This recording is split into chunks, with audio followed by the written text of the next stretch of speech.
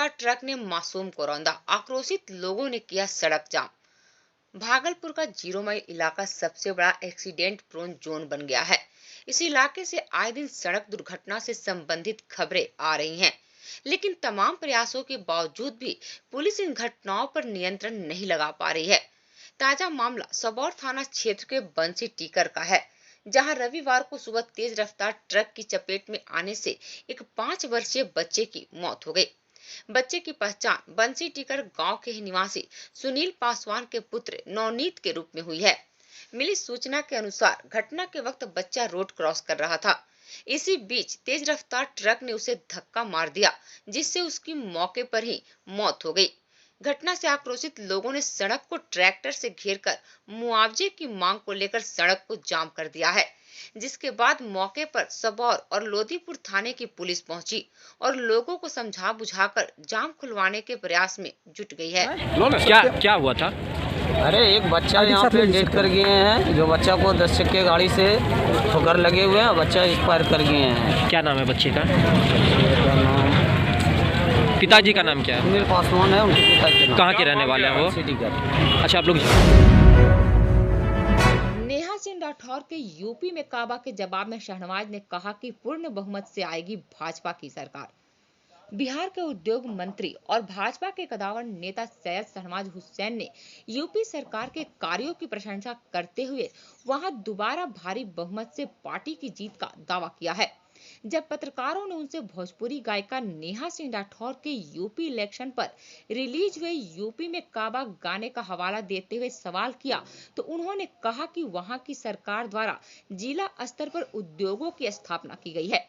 अगर किसी को जानना है कि यूपी में क्या है तो वहां जाकर देखना चाहिए। उन्होंने कहा कि इस बार फिर यूपी में पूर्ण बहुमत से भाजपा की सरकार आएगी। नेहा सिंह राठौर कह रहे हैं यूपी में क्या सर, क्या कहना चाहेंगे इस पर सर? खुली आंख से लोगों को यूपी देखना चाहिए।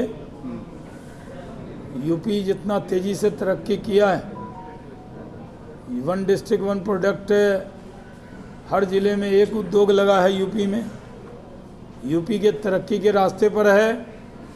यूपी में भारतीय जनता पार्टी पहले से भी ज़्यादा सीट जीतकर सरकार बनाएगी। सर बिहार और यूपी की राजनीति पर क्या कहते हैं सर आप? कोई राजनीति क्या है बिहार में? जो अभी उठापटक चल रहा है सर। कोई उठापटक नहीं है। बिहार राज्य स्पंज मिल के कर्मचारियों को 25 साल बाद मिला वेतन। बिहार राज्य औद्योगिक विकास निगम लिमिटेड द्वारा आज बिहार राज्य स्पंज सिल्क मिल के कर्मचारियों के बकाया वेतन का भुगतान किया गया है। भागलपुर के रेशम भवन में बिहार सरकार के उद्योग मंत्री सैयद शहनवाज हुसैन ने कर्मियों के बकाया वेतन का भुगतान किया है। 25 साल बाद कर्मियों को आज 8 साल का वेतन मिला। सरकार द्वारा बुनकरों को वेतन बकाया के रूप में 15 करोड़ 60 लाख रुपए का भुगतान किया गया। वे लंबे समय से इसकी मांग कर रहे थे। इस अवसर पर शहनवाज हुसैन ने भागलपुर के लिए कई सौगातों की भी घोषणा की है। उन्होंने बताया कि भागलपुर में 100 करोड़ की लागत से आयुर्वेदिक अस्पताल की स्थापना की जाएगी। अस्पताल के निर्माण के लिए मुख्यमंत्री नीतीश कुमार ने डीपीआर तैयार करने की मंजूरी दे दी है।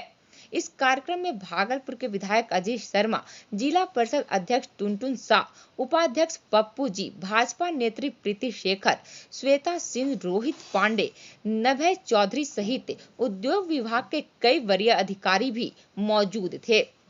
पिछले 25 वर्षों से हम लोगों को पीड़ित थे, आज बहुत खुशी हो रही है।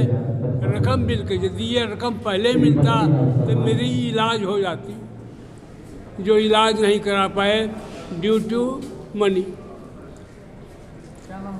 मेरा नाम वसादेव हरिजन, स्थानीय तिलका वंजी में रहता हूँ। मैं आज हम लोगों ने करीब जो यहाँ पर आज पैसे दिए हैं वो 15 करोड़ 60 लाख रुपए दिए गए हैं और भागलपुर में डेवलपमेंट के लिए हम लोग प्रतिबद्ध हैं। नीतीश कुमार जी की नेतृत्व में जो सरकार है वो बिहार में विकास कैसे हो इसके लिए काम कर रही।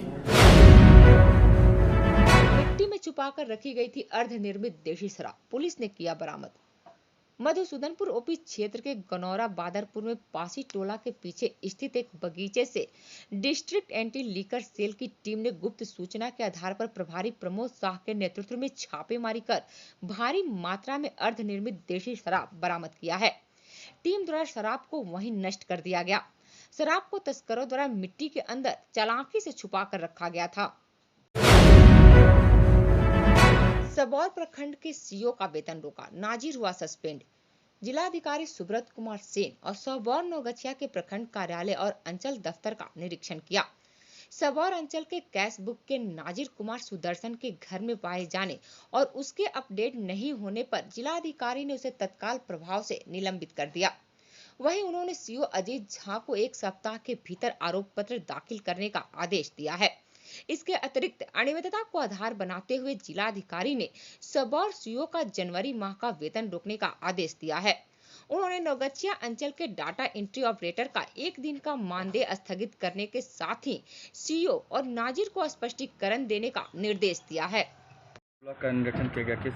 हाँ, हम लोगों ने 2 प्रखंडों का निरीक्षण किया, जौचक सबौर का और नौगछिया का, और मुख्यतः जो अंचल के कार्य थे, जो डाटा आधुनिक अभिलेखागार डाटा सेंटर बना है, उसमें बहुत सारी सामग्री दी गई है, कंप्यूटर्स, स्कैनर, बहुत सारा और भी जो अतिरिक्त सामग्री होता है। तो सबौर में यहाँ तो स्थिति फिर भी ठीक पाई गई।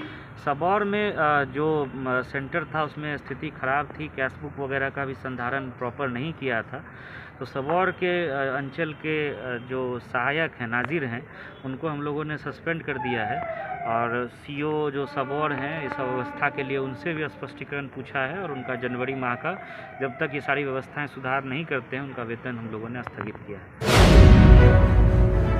बिहार के उद्योग मंत्री ने नेताजी की प्रतिमा पर किया माल्यार्पण। नेताजी सुभाष चंद्र बोस की 125वीं जयंती पर आज लाजपत पार्क में उनकी प्रतिमा पर बिहार सरकार के उद्योग मंत्री सैयद शहनवाज हुसैन ने माल्यार्पण कर उन्हें याद किया। इस अवसर पर नेताजी के कार्यों को याद करते हुए शहनवाज हुसैन ने कहा कि नेताजी ने देश को एक सूत्र में बांधकर रखने का काम किया था। अगर उनकी बातें मानी गई होती तो देश का बंटवारा नहीं होता।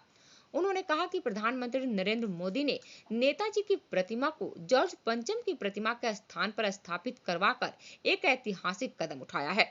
इससे पूरे देश के लोगों के दिलों में खुशी की लहर है।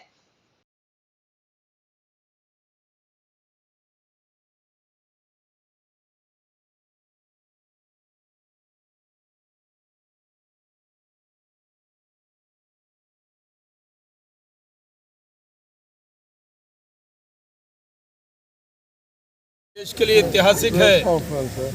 देश के प्रधानमंत्री नरेंद्र मोदी जी ने नेताजी की प्रतिमा, जो जगह जॉर्ज पंचम की प्रतिमा थी वो खाली हुई थी, उस पे पहला हक नेताजी सुभाष चंद्र बोस जी का था। आज़ादी के 70 साल बीत गए, किसी के दिमाग में ये बात नहीं आई, लेकिन हमारे नेता नरेंद्र मोदी जी ने पूरे देश के नेताजी सुभाष चंद्र बोस जी की प्रतिमा को वहां स्थापित करके एक ऐतिहासिक कदम उठाया है। युवकों ने सीआरपीएफ जवान से 20 लाख रुपए रंगदारी की मांग की। सुल्तानगंज थाना क्षेत्र के आदर्श नगर गांव में एक सीआरपीएफ जवान कुंदन पांडे से गांव के ही 2 युवकों ने 20 लाख रुपए की मांग करते हुए रकम नहीं दिए जाने पर जान से मारने की धमकी दी है। इस मामले में सीआरपीएफ के जवान कुंदन पांडे ने सुमन कुमार एवं बंटी कुमार के खिलाफ पुलिस स्टेशन में कंप्लेन दर्ज कराया है। मिली जानकारी के अनुसार दोनों युवक आपराधिक प्रवृत्ति के बताए जा रहे हैं। दोनों हत्या सहित चोरी एवं डकैती के मामले में कई बार जेल जा चुके हैं। घटना तो मेरा नाम कुंदन कुमार पांडे यहाँ का हुआ, संदीप कुमार पांडे सर्टिफिकेट, ये आदर्श नगर का, मैं इस मोहल्ले का शुरू से रहने वाले हूँ। यहाँ पे है 1-2 साल के अंदर देख रहे हैं कि कुछ 1-2 लड़का जो समाज में अभद्र काम भी कर रहा है और हमारे साथ भी ज़्यादा अभद्र वाला काम कर रहा है। कभी धमकी मारने का देता है, कभी पैसा का डिमांड करता है, और जब घर से बाहर निकलते हैं तो कुछ भी उल्टा कमेंट करता है मारधार करने के लिए। आज भी जब हम घर से बाहर निकल रहे थे तो अचानक ये रास्ते में मिला, और मैं सुमन कुमार, और जो आदर्श नगर का ही है, और ये बहुत गलत लड़का है। और इसके साथ एक बंटी कुमार है जो कि हमेशा हमको धमकी और कुछ फेसबुक में भी कमेंट गलत किया था। एक बार ईटा उखाड़ लेंगे घर का, हम यहाँ पे समाज में अच्छे काम में भी निकलते हैं, तो ये बहुत डिस्टर्ब किया, यहाँ तक कि हम समाज का काम से भी संन्यास ले लिए।